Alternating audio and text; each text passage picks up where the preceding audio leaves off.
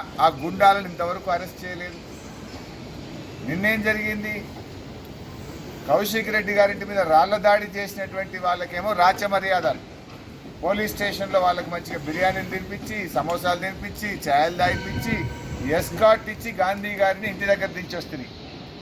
ఫిర్యాదు చేయడానికి వచ్చిన మమ్మల్ని ఏమో అరెస్ట్ చేసి 2 గంటలు హైదరాబాద్ అంతా తిప్పి అర్ధరాత్రి జంగల్లో మహబూబ్ నగర్లో ఇచ్చిపెట్టింది మమ్మల్ని.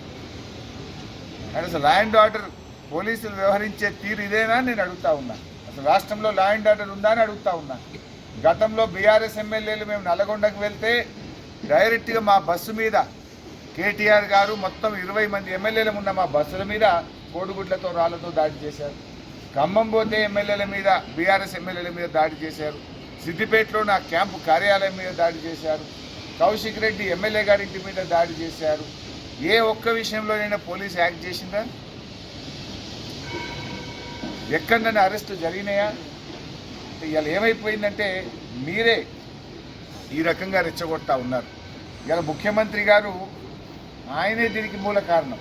ఎందుకంటే ముఖ్యమంత్రి గారు ఆయన నోరు అదుపులో పెట్టుకోవాలి. ఆయన మాట్లాడే భాష బజారు భాష, రెచ్చగొట్టే విధంగా ముఖ్యమంత్రి గారే మాట్లాడతారు. పేగులు తీసి మెడలు వేసుకుంటా, లాగులలో తొండలు జొరగొడతా అని పిచ్చి పిచ్చిగా ముఖ్యమంత్రిగా ఉండి రాగద్వేషాలకు అతీతంగా ప్రవర్తించాల్సిన ముఖ్యమంత్రే రెచ్చగొట్టే విధంగా మాట్లాడితే డెఫినెట్గా కింద మీ కార్యకర్తలు కూడా అట్లనే చేస్తారు కదా. ఇప్పుడు ఇదే గాంధీ అయినా దానం నాగేందర్ బీఆర్ఎస్లో పనిచేసిండు. కేసీఆర్ నాయకత్వంలో పనిచేసినప్పుడు ఎట్లున్నారు, రేవంత్ రెడ్డి నాయకత్వంలో పనిచేస్తే వాళ్ళ వ్యవహారం ఎట్లున్నది? 10 ఏళ్ళు కేసీఆర్ నాయకత్వంలో ఎప్పుడైనా మాట్లాడినరా వీళ్ళు? ఈ రకంగా రౌడీల్లాగా వ్యవహరించిండ్రా? ఇవాళ ఎందుకంటే యథా రాజా తదా ప్రజ అన్నట్టు రేవంత్ రెడ్డి భాష, రేవంత్ రెడ్డి విధానం వల్ల ఇవాళ వాళ్ళ నాయకులు కూడా అట్లే మాట్లాడుతున్నారు. ఇవాళ వాళ్ళ మంత్రి కూడా మాట్లాడిండు, కోమటిరెడ్డి వెంకటరెడ్డి.